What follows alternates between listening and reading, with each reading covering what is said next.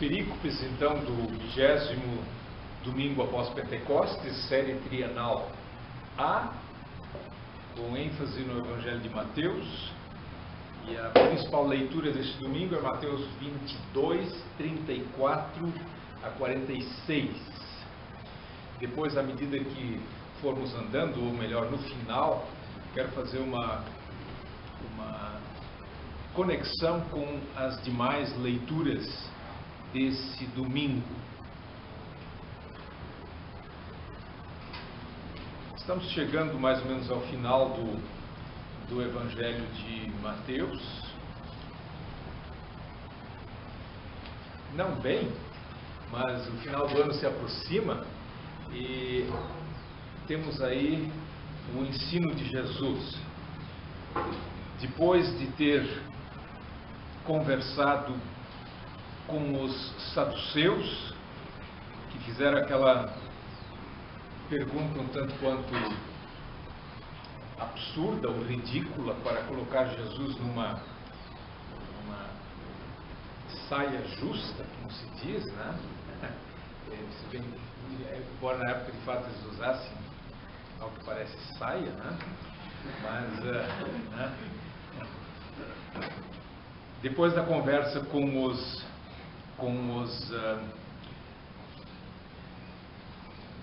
herodianos, com os saduceus, agora vem a conversa com os fariseus. E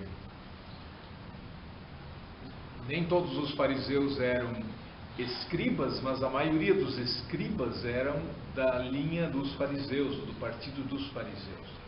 Então aqui não é necessariamente, né, quer dizer, não é em si uma discussão só com os fariseus, porque quem faz a pergunta a Jesus é um mestre da lei, um intérprete da lei, um rabino. Eles estão juntos aqui, fariseus e escribas juntos, num mesmo pacote. Não é surpreendente. Os saduceus são diferentes, eles aparecem sozinhos. Então, versículo 34 de Mateus 22. Os fariseus, ouvindo que silenciou os saduceus, reuniram-se, digamos assim, como um grupo só e perguntaram, ou melhor, perguntou um dentre eles, intérprete da lei,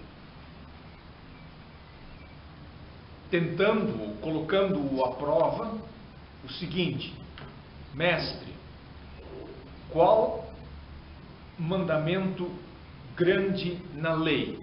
Ou seja, qual é o grande mandamento da lei?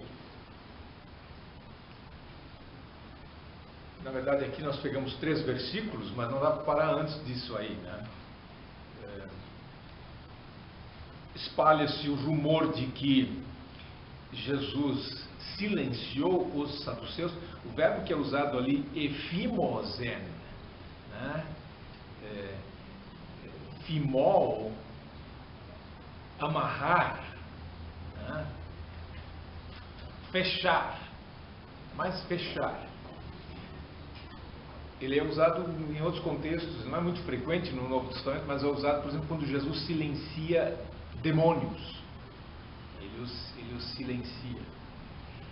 E agora ele silencia os saduceus. Vamos ver o que ele vai fazer com os fariseus. Então eles se reúnem e fazem uma pergunta através de um nomikos. Essa palavra não é bem garantida como sendo do texto. Ela está ali entre um colchete, um meio colchete, no texto da nossa edição Nestle Aland, mas não tem muita dúvida de que faz parte do texto. Um certo, né, intérprete da lei é uma outra possibilidade. A pergunta, pelo que o evangelista nos informa, ele já nos guia nessa sua introdução, é uma pergunta capciosa, uma pergunta que quer embaraçar Jesus, deixá-lo, digamos assim, apertado. E alguém colocou essa pergunta, de certa forma o exame final de Jesus. É o grande exame, quase como por assim dizer, um teste para ver se ele é aprovado como rabino. Mas eles já o tratam como rabino, se dirigem a ele em termos de didaskale. Didaskalos, professor, didaskale é um vocativo, mestre, né? Na língua deles lá teria sido certamente rabi, né? Meu mestre. E a pergunta é: qual é o grande mandamento da lei? Essa é uma pergunta, né, centenária entre os rabinos, que haviam catalogado ou listado 613 mandamentos. Então, uma boa porção eram mandamentos positivos, o que fazer, e o outro tanto, ou mais do que isso, eram mandamentos negativos, o que não fazer. Mas eles tinham esse número exato, 613 mandamentos. Isso não está no texto aqui, mas faz parte do contexto. Para muitos, especialmente os fariseus, que transformaram a prática e a obediência da lei como uma espécie de um sistema meritório, nem que fosse para manter-se fiel à aliança ou ficar dentro dela e não se afastar dela. Para os fariseus, para muitos deles ao menos, não havia diferença entre uns e outros. Os mandamentos eram todos iguais.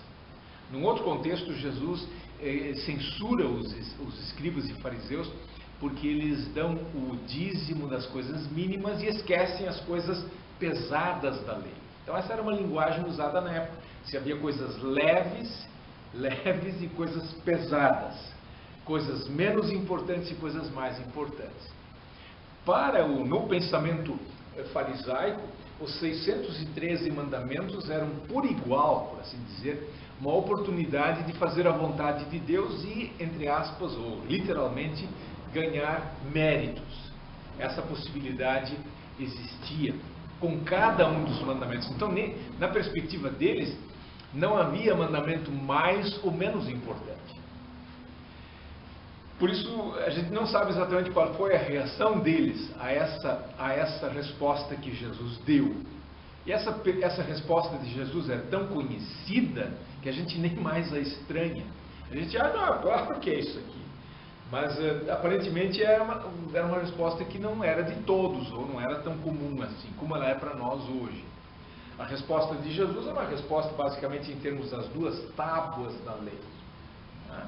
A primeira tábua que trata das coisas de Deus e a segunda tábua que trata das coisas humanas, né, das relações interhumanas, interpessoais. Assim como o Pai Nosso tem no seu começo as coisas de Deus e depois as coisas da nossa vida. Então, no versículo 37, Jesus responde a ele, né, a esse nomikos. Então ele vem com uma citação que é tirada de Deuteronômio 6:5, praticamente conforme o texto da Septuaginta. Amarás o Senhor teu Deus de todo o teu coração, de toda a tua alma, de todo o teu entendimento. Isso, na verdade, vem logo depois do famoso Shema Israel, né? Ouve Israel, o Senhor, nosso Deus, é o único Senhor. E logo em seguida vem o mandamento de amar a Deus.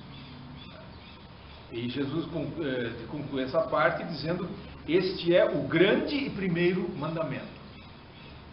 É um entolê. Existe a nomos, né? Existe a Torá, que é todo o pacote, e dentro dela existem os mandamentos, entolai ou então entolê.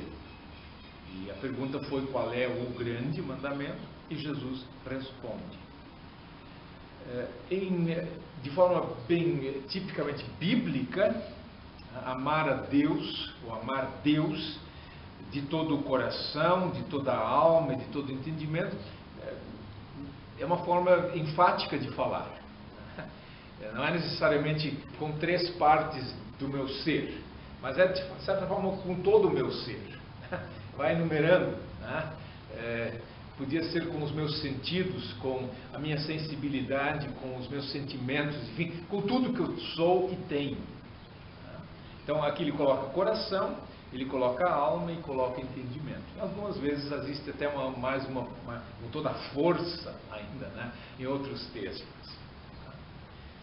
Aparentemente esse é o grande mandamento, mas Jesus não deixa por isso.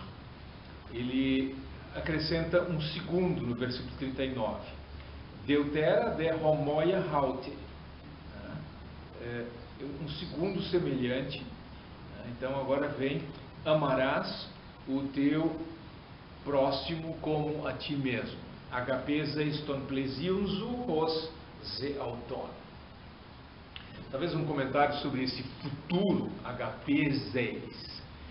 Eu sei que isso é uma coisa complicada, né? Na transposição, na passagem do texto de Almeida da segunda pessoa do singular para a segunda pessoa para a terceira pessoa do singular, do tu para o você. Amarás o teu próximo como a ti mesmo. Aí como é que se diz? Você amará ou amará? Fica difícil. Esse futuro, em todo caso, é um futuro com força de imperativo. Por isso não há nenhum problema dentro da Bíblia de colocar isso na forma de um imperativo. Porque mesmo que você diga, não, é um futuro, amarás, mas todo mundo entende como uma forma de imperativo. É um mandamento, é alguma coisa que se exige, ponto final. Isso em português se expressa também através de um imperativo. Por isso, em bom português, ame o seu próximo como você ama a si mesmo. Esse é o ponto aqui. A conexão entre esses 2 mandamentos é uma boa pergunta. Ela daria muita ocasião para a gente refletir. Interessante, Jesus ele coloca o primeiro, depois ele coloca o segundo. Agora, como eles se conectam? Então, evidentemente que você não pode separar um do outro. Depois, João diz, você não pode dizer eu amo a Deus e odiar o seu irmão, porque como é que você pode amar Deus a quem você não vê se você odeia o seu irmão a quem você enxerga? Então, esses 2 mandamentos estão muito, muito relacionados. Muita gente isola e coloca só o segundo mandamento. Como o palestrante esses dias colocou, né? Então, veio um grupo e disse, fora da igreja não há salvação. E aí vem os espíritos e dizem, fora da caridade não há salvação. Mas amar a Deus, Deus nem entra na jogada. Eu não preciso de Deus, porque na verdade eu sou o meu próprio Salvador, Deus é dispensável. Mas então, ou seja, você não pode nem pegar o primeiro e esquecer o segundo, nem pegar o segundo e esquecer o primeiro. Ou seja, os 2 mandamentos têm que ir juntos. E isso é interessante. Esse é o genial dessa resposta de Jesus. E dá o que pensar. E aí Jesus conclui, né, essa parte. Nestes 2 mandamentos, toda a lei está pendurada e os profetas. A nossa tradução coloca depende a lei. Mas o verbo usado ali é crematai. E esse verbo é exatamente, por exemplo, quando diz que alguma coisa está pendurada, ou Jesus estava pendurado na cruz, esse é o verbo usado. Então dá uma bela de uma imagem, quer dizer, Jesus coloca como que 2 pregos na parede. Pum, pum, né? Prega 2, coloca 2 ganchos ou 2 pregos, e diz, nesses 2 pregos dá para pendurar toda a lei. Ou é amar a Deus, ou é amar o próximo. As 2 coisas cabem à lei. Ou seja, não existem 613 pregos. São 2 pregos que Jesus coloca. Não há nenhuma notícia de como os fariseus ou esse mestre da lei tenha reagido diante da resposta de Jesus. E é importante que na perícope o texto não termine aqui. embora seja já por si só um naco bem graúdo, bem substancioso para se mastigar. Mas é interessante que venha logo o que segue. Aliás, eu pulei uma parte, né? Jesus coloca a lei e os profetas. Agora, o que a gente podia pensar? Os profetas nos lembram, a lei nos lembra o que Deus exige, os profetas são representantes das promessas de Deus. Embora na visão rabínica, com certeza, e até hoje ainda na visão judaica, os profetas são os explicadores da lei. Os profetas estão em um segundo plano dentro do cânone da Bíblia hebraica para os judeus. A lei lá em cima, e os profetas vêm em seguida e são importantes na medida em que explicam a lei e aplicam a lei a seu tempo. E os escritos vêm por fim. Então Jesus coloca, por assim dizer, a lei e os profetas no mesmo pacote, no mesmo bloco, sem em si fazer diferença entre a lei e os profetas. Mas ele tem uma coisa importante a acrescentar, que é exatamente a parte que a gente poderia dizer onde vem o Evangelho, exatamente na sequência a partir do versículo 41. Então, reunidos os fariseus, primeiro eles se reúnem e fazem uma pergunta a Jesus.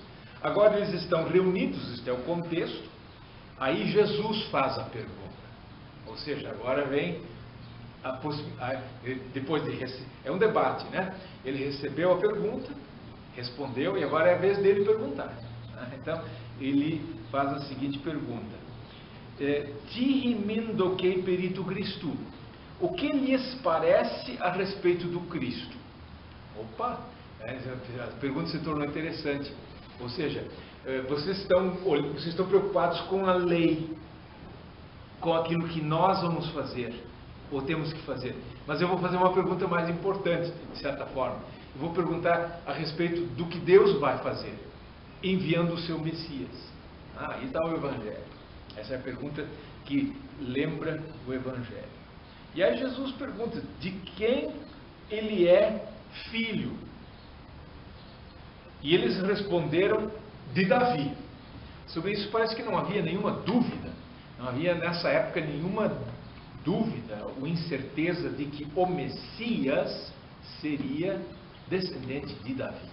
Isso estava bem claro na mente de todo mundo. Então, essa era uma resposta que eles tinham na ponta da língua. E aí Jesus retruca. Como então Davi, pelo Espírito,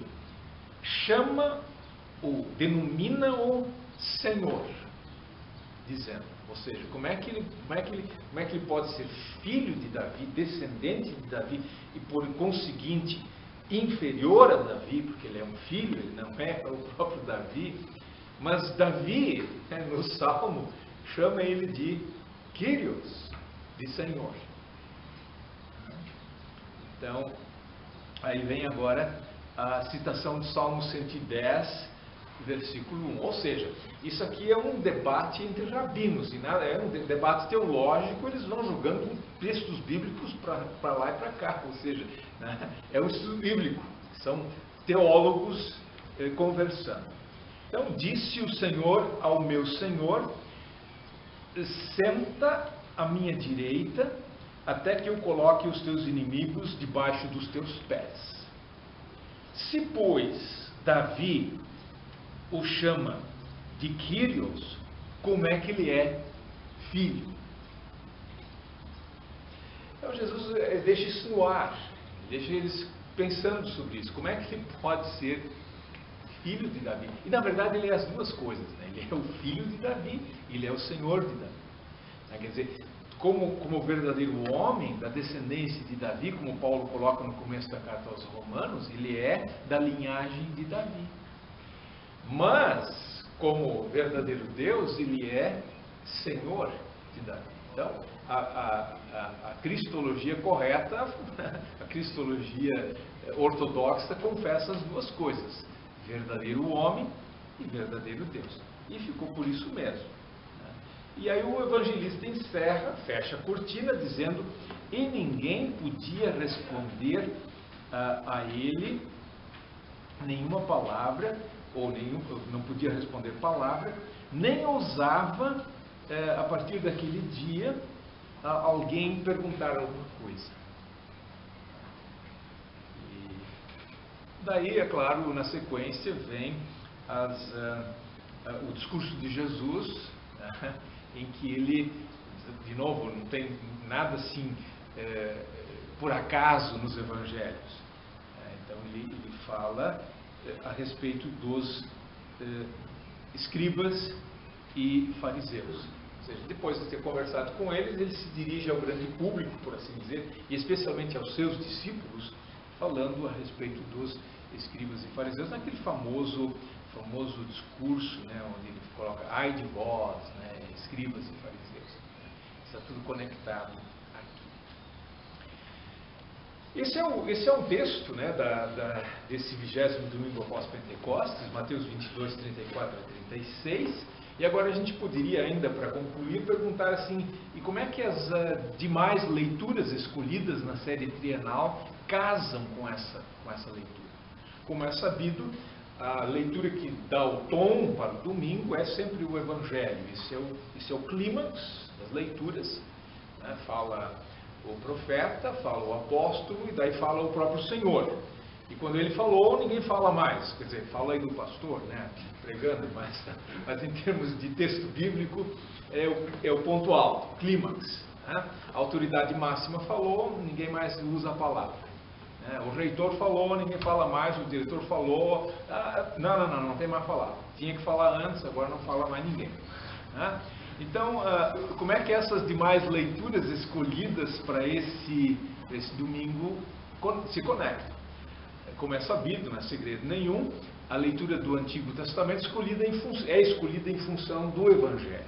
Então, Levítico 19, 1 e 2 e 15 a 18 destaca aquela parte onde, ou melhor, destaca o segundo mandamento, né, do amar o próximo como a si mesmo. E lá, inclusive, dá certas orientações práticas sobre o que isso significa. Mas não contempla a primeira tábua da lei.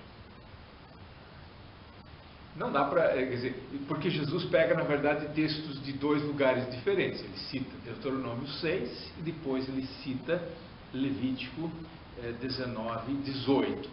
Então, a leitura foi escolhida foi 19 e 18. Poderia ser, de repente, Êxodo 20, né, onde nós temos o decálogo, né, os 10 mandamentos, que resumem a lei de Deus. O salmo para esse domingo é o salmo de número 1. Né? O justo e o ímpio.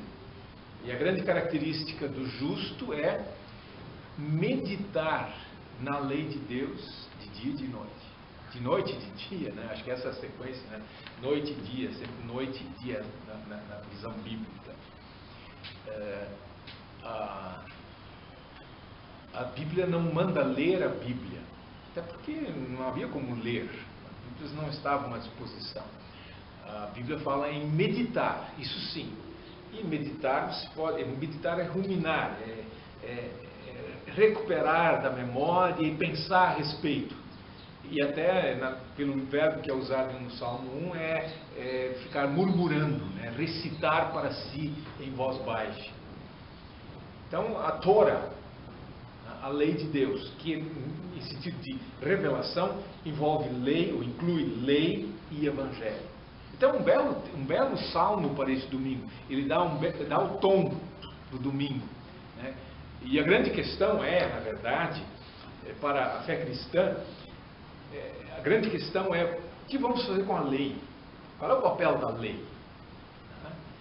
E se nós ficamos só com a lei, nós não temos nada de novo a oferecer. A novidade da fé cristã exatamente é o Evangelho. Por isso, a segunda parte do Evangelho onde Jesus faz a pergunta, esse, a meu ver, é o ponto alto, é o clímax. E existe ainda a leitura da epístola para o domingo, que é 1 Tessalonicenses 2, 1 a 13.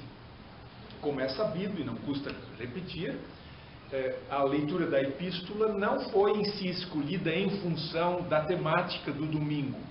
Ela segue um caminho próprio. As epístolas têm uma leitura seriada, são várias leituras de um mesmo livro, uma mesma epístola, mas quando menos se espera, ela se encaixa também. E eu acho que é muito significativo que nesse segundo capítulo da primeira carta aos Tessalonicenses, Paulo descreve o seu comportamento, a sua atitude em relação aos Tessalonicenses, que tinham todos os motivos para desconfiar dele, porque, como a gente diz, quando a chapa esquentou, ele vazou, né? Ele saiu de Tessalônica e eles ficaram lá, né? E agora, o que vai acontecer? Então, Paulo descreve o que ele fez. E acho que é um belo exemplo do que significa amar o próximo sendo pastor, como pastor.